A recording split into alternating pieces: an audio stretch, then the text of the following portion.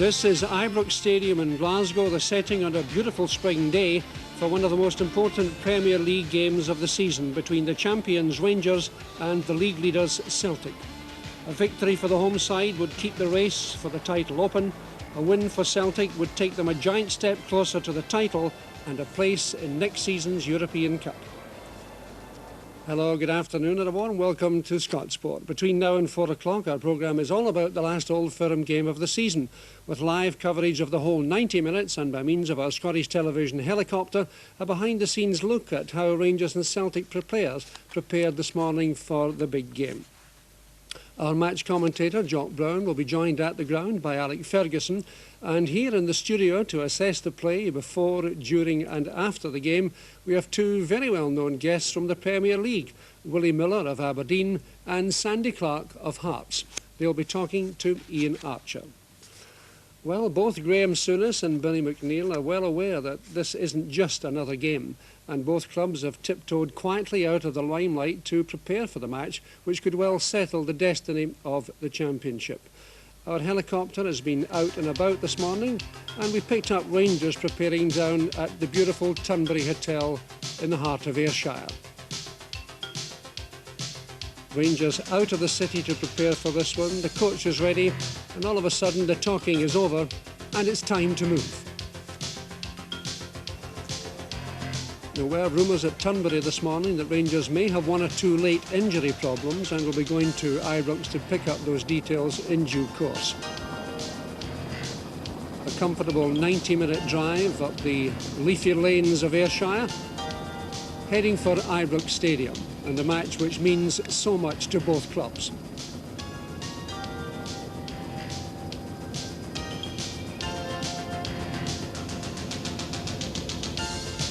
Meanwhile, up ahead on the banks of the River Clyde at the Crest Hotel, Celtic have rounded off their preparations, their talk in.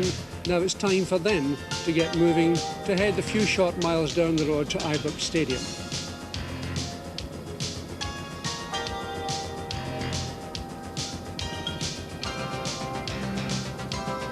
If there was any tension, it didn't seem to show among the players. And an opportunity here for our reporter Ian Archer to have a quick pre-match word with the Celtic manager, Billy McNeill. Billy, a lot of people say if you win this afternoon, you'll go on to take the title. Do you see it that way? Well, it would be a very significant step, obviously. I mean, Rangers are our nearest challengers. We're aware of the value of a win today. Obviously, we've prepared thoroughly. And it is our intention to go and play some positive football, and hopefully that positive football will be sufficient to get us a result. What sort of match do you expect in Old Firm terms? Well, I mean, you're never entirely sure what kind of match you get with Old Firm, but we believe we're a footballing side. We believe our best results have come as a result of some good football, and we'd like to think we'll go to Ibrox today and play good football and obviously get a result there because of that. Well, off goes Celtic now to head down the road to Ibrox for one of the most important matches of the season for them. Police outriders out in front to smooth their path in towards the stadium, and the bus is on the way.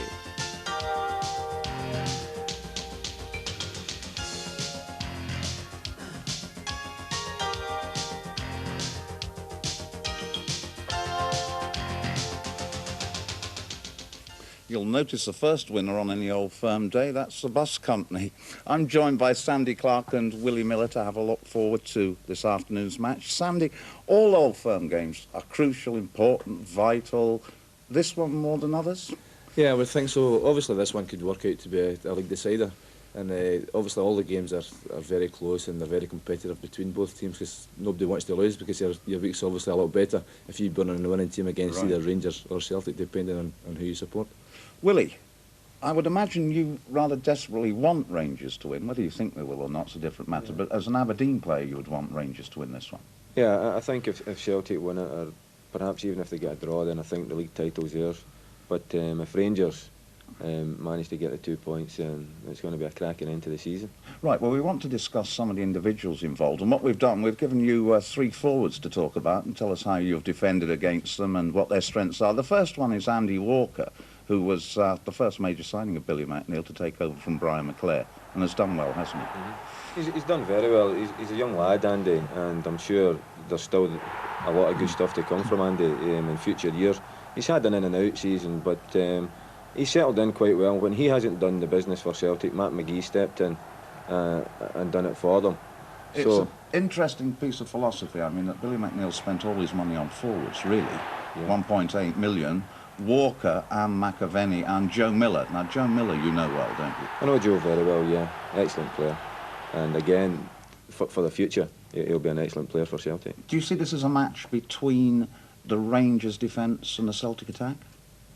No, I don't think so. I think it'll be a game where Rangers have got to go out and have a go at Celtic, actually. Well, one man who can do that for them is Ali McCoist, who's had a really great season and quite often unsupported as well.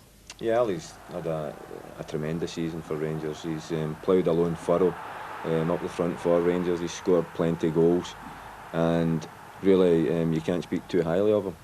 In terms of marking him, what do you have to guard against? He works hard outside the box, but Ali's true gift is inside the box. When he gets a chance in there, usually sticks it away. Well, we can see him doing just that. He's very brave too, isn't he? Yeah, he's a cocky character, and nothing gets him down. And he's very, very brave, yeah. Good. Well, the problem for Rangers, I suppose, is that McCoist will need some support, and that has been coming from Ian Durrant, really, in recent games, either played totally forward or, in his best position, coming from midfield. Where do you think he'll be today? I think he'll be midfield supporting Ali, and probably Ian Ferguson up front. But when he plays in midfield, he's very difficult to pin down, and without doubt, that's his best position. Well, we can see in action against you. Yeah. He always causes us problems playing in the midfield. Because presumably you don't see him coming. That's true, yeah. Well, if he loses his markers in midfield, it's very difficult for us at the back. Right.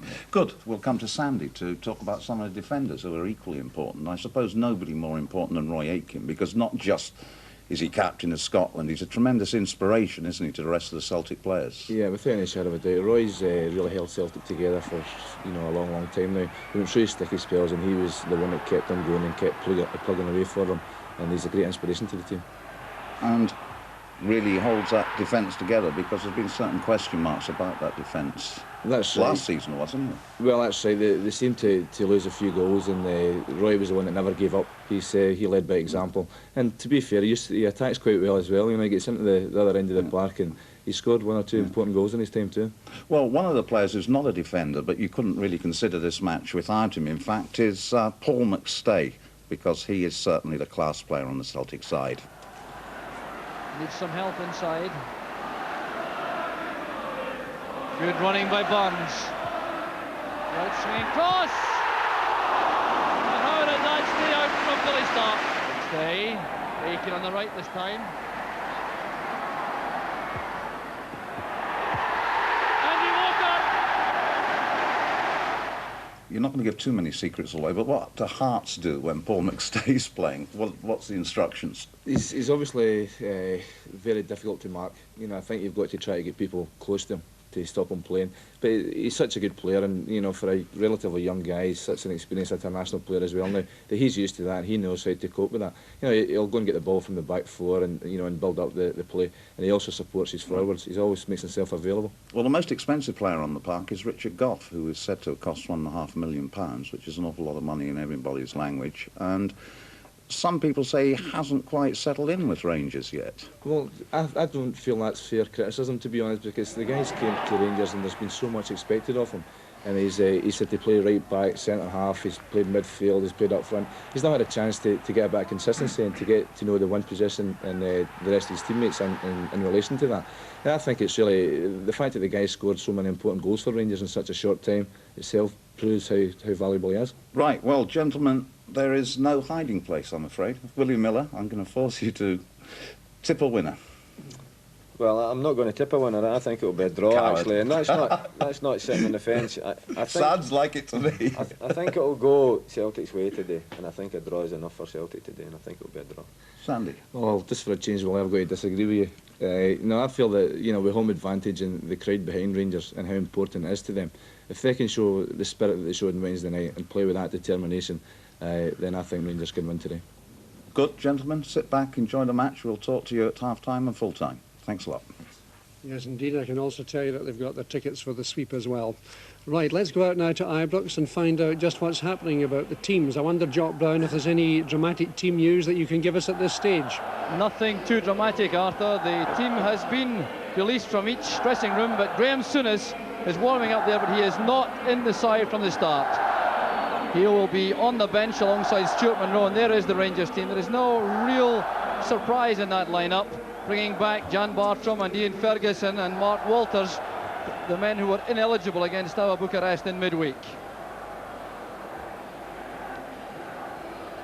So there's the Celtic captain, Roy Aitken, and no surprise either in the Celtic ranks. Lex Bailey is playing at centre-half with Mick McCarthy suspended, but it looks, Alec Ferguson, as though Celtic have resisted the temptation to play 5 at the back. Yes, there was a bit of speculation that they would try that. They did that in the earlier Premier League game against Rangers at Celtic Park. But Jock, you know, I've just looked at the Celtic team, and it's quite clear to me they're saying we're coming here to win the league. They're pointing at a team that's really positive. That's what it looks like. So it's a very positive outlook from Celtic coming to Ibrox for the last Old Firm match. The atmosphere building up. Back with you, Arthur. Thank you, Jock, and we're going back to Ibrox comfortably in time for the kick-off. Well, as we've said, and you've gathered, there isn't a game in the world in which excitement and passion run quite as high as an Old Firm encounter. Mind you, too often this game has attracted publicity for all the wrong reasons, but that's very much in the past. There are places, however, where this match is still only a game. Hazel Irvine reports. Millport, on the island of Cumbria, known to its day trippers for its cafes and its ice cream, cut off, it seems, from the mayhem and the madness of the mainland. But even here in quiet ecclesiastical corners, the game of football has a strong calling. And there's one man who's already thinking about today's big game. He's Father Collins, the local parish priest, a football fan of many seasons. But all is not as you would expect. For there's no religious divide in Millport when it comes to football, and Father Collins is actually a Rangers supporter. Yes, he's a Rangers fan. How? Why, you might cry? It so happened that I've been in Govan so much. Ibrox is the nearest part to go there. And I suppose that's how it happened. Rangers were very kind to me. And as he heads for the seafront, other fair-minded fans are about to set off for Ibrox in the same bus. This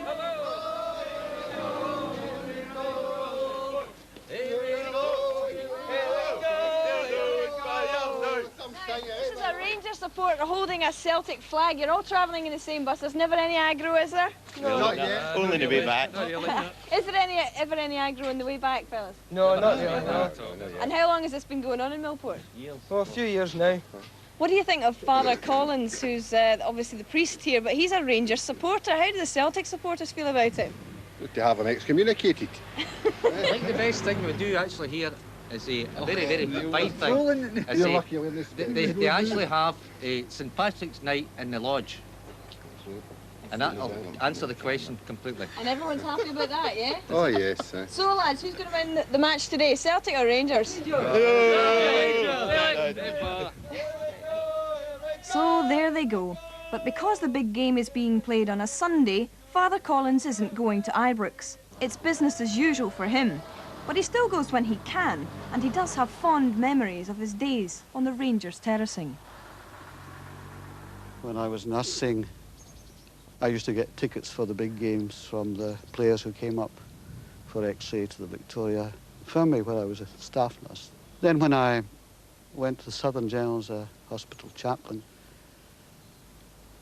in Ward 14 one time, this poor man, who was a very keen Rangers supporter, and the nurses seemed to be frightened that they might object to the priest coming. And I said, oh, hello, Mr.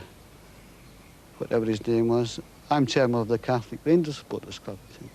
When he said, heavens, you'll be able to hold your meetings in a telephone kiosk. However, he said that deserves a medal, and we talked about football and about Rangers, and he did send me a little medal which says Rangers Football Club.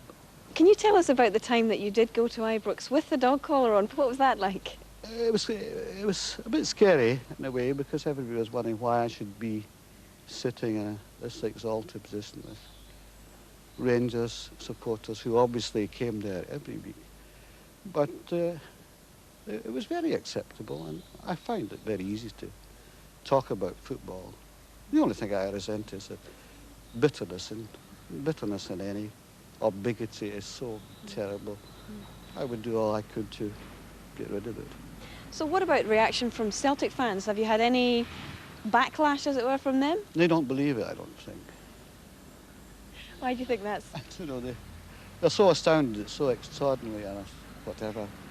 It doesn't, I think there's something wrong with it. But overall, you'll still remain a Rangers fan then? I'll still give them my support whenever I can.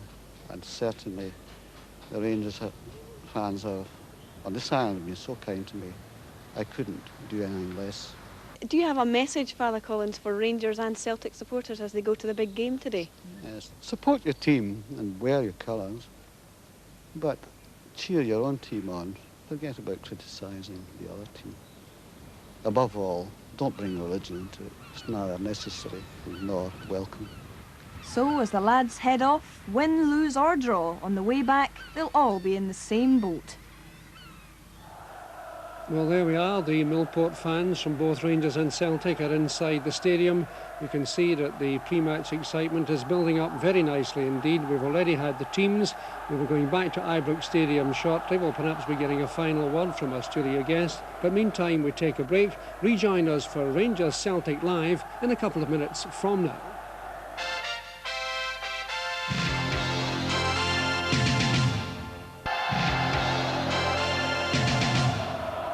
Hello again, and a warm welcome back to Scott Sport Old Firm Special. Any moment now the team should be coming down the tunnel at Ibrox, but there's just time, I think, for Ian and our guest to take a quick look at the team lineups. Ian.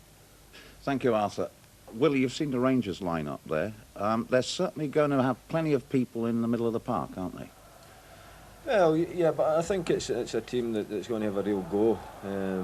I think they're playing Ferguson up front, and they'll be looking for Durant to support both Ferguson and McCoist. And with Walters going down the wing, then I feel as though it's a real positive team from Rangers. There it is.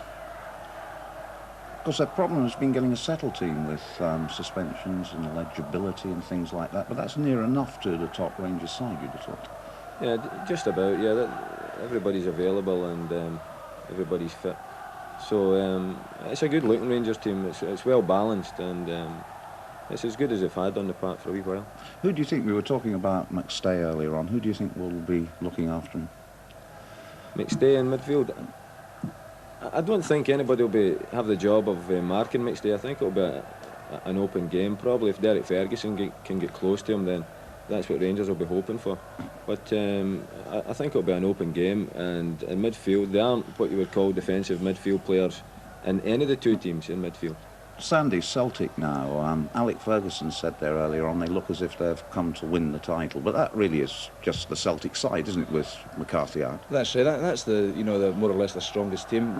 Celtic are going to play a 4-3-3 as will Rangers. But the thing that gets me, I think, Celtic have got Tommy Burns and Billy Stack in the midfield against Derek Ferguson and Durant, and it's really the young against the old. And to me, if Ferguson and Durant have matured into really good players, and if they play to form today, I believe they could cause Stark and Burns a lot of problems. What about young Lex Bailey, inexperienced? Can you recall your sort of first Old Firm games? Was it difficult? It's I don't think difficult. It's a great game to play, and it's an unbelievable atmosphere which you'll never really experience anywhere else. I think Lex Bailey played in one, and he had a great start. I think they won 2-0 at the New Year game. But it's a big game for him today.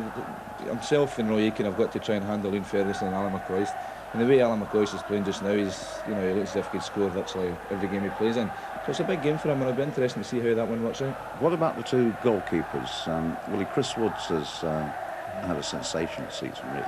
Yeah, he's played excellent. As you say, he's had a tremendous season. In midweek there, he brought off some saves that were out of this world. But in saying that, Pat Bonner's no mug either. Very good goalkeeper. And Celtic's record this season in the goals against column have been excellent. In fact, they've got the best defensive record so far this season. And that used to be a weak point in their team, but they've now seemed to have sorted it out. And with 20 goals against, Pat Bonner's doing his stuff. Tell me, Sandy, what will the players be doing at this precise moment, these last nervous minutes before they can get out onto the park? Yeah, I think at this time of the game they'll be going round each other and saying, "Come on, let's make sure we don't lose, and we give it our best shot and try to win." I think that's probably more important for Rangers today, because it's a wee bit more vital to them. They have really got to win to stay in the league championship.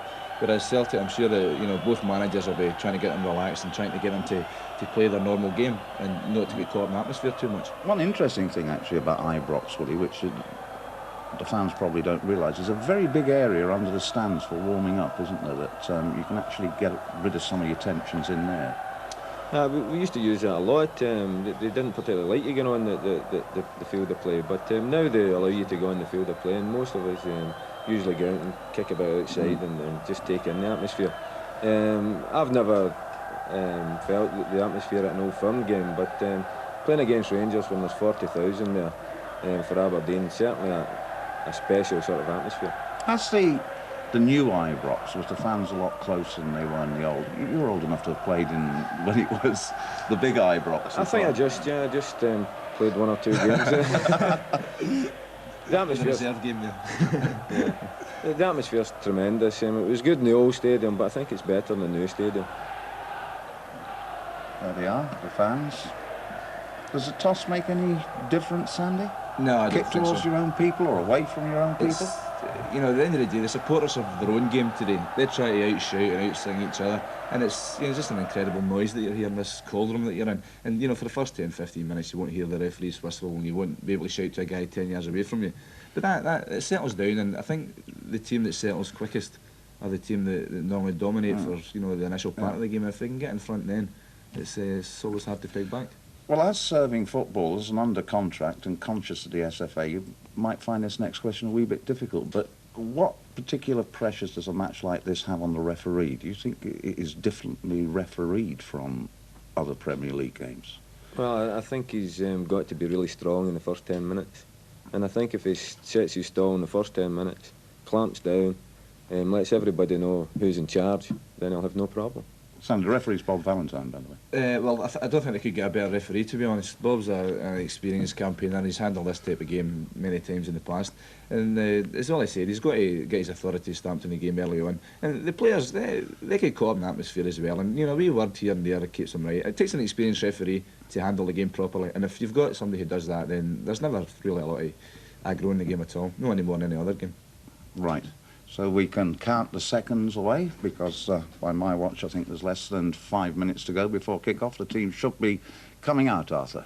Yes, indeed. Any moment now the teams will be appearing, and we will be hearing from Sandy Clark and Willie Miller at half-time as we take a look back on the first half highlights.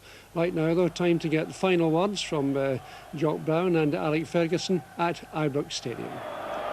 Thank you, Arthur. Well, the stadium is now virtually filled to capacity. The crowd's coming in rather late for the match, but they're all here now, and you can hear tremendous noise coming from all around. The Celtic fans congregated at the Broomloan Road stand, a sea of green and white over there. The rest of the stadium principally decked in red, white and blue. So the Rangers team already been announced. They're just coming out now, as you can hear. There's the lineup, bringing in Bartram, bringing in Ian Ferguson and Mark Walters from their European side. And both sides coming out together, an innovation to indicate a degree of peace within the stadium as both sides come out to salute the fans and break to their respective ends.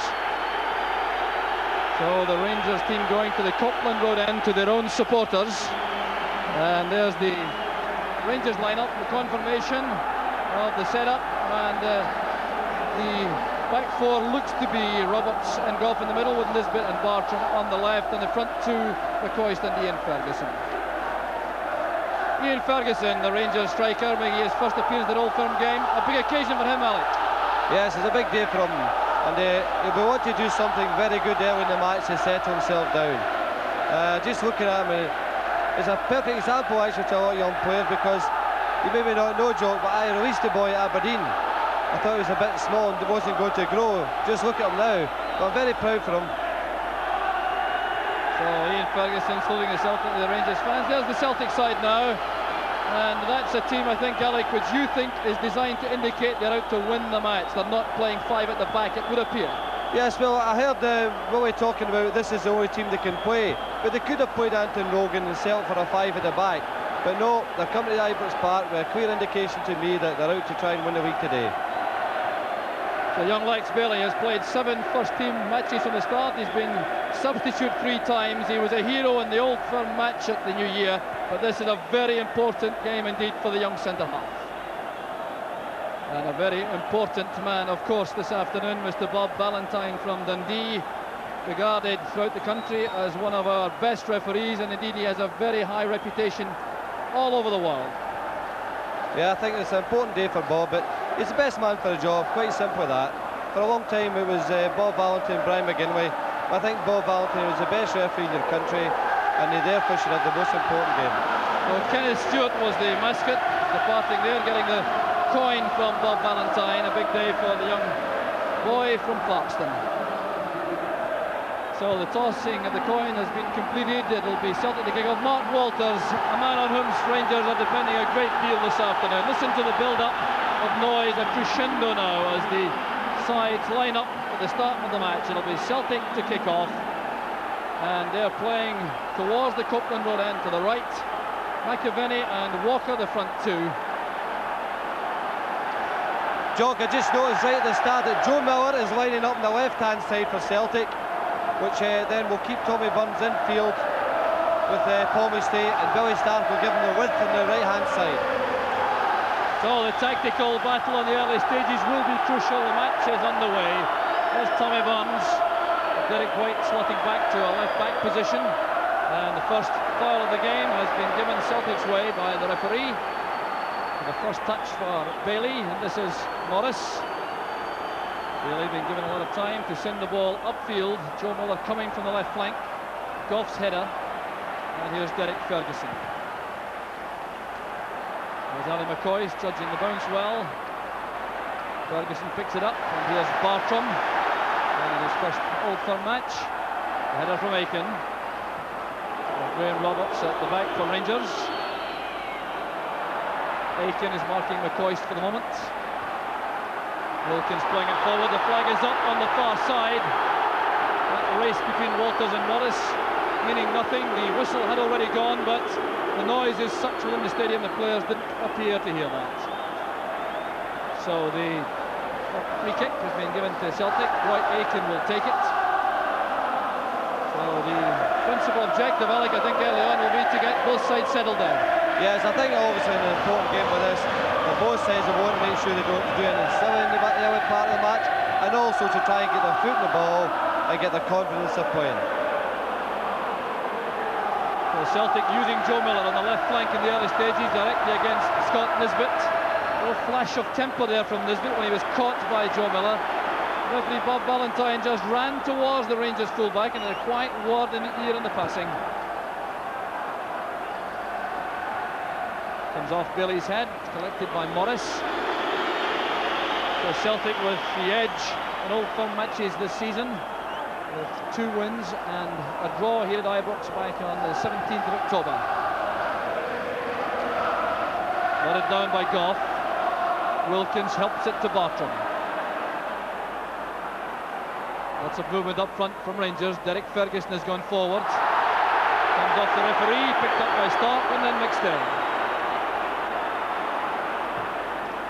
Aiken switching it to the left. There's Tommy Burns.